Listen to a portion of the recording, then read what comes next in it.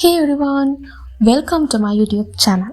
I am Tushadi Ayodhya. Here we'll explore motivations, happiness and personal growth.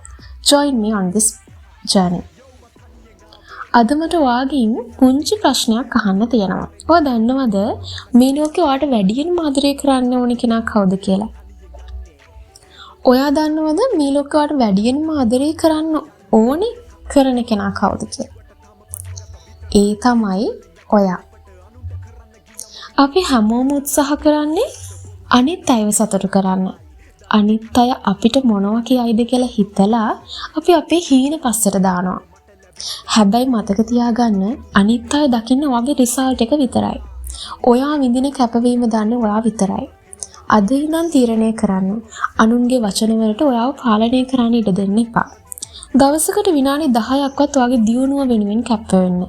ඔයාට ඔයාගෙන තියෙන විශ්වාසය තමයි ඔයාගේ ලොකුම ශක්තිය.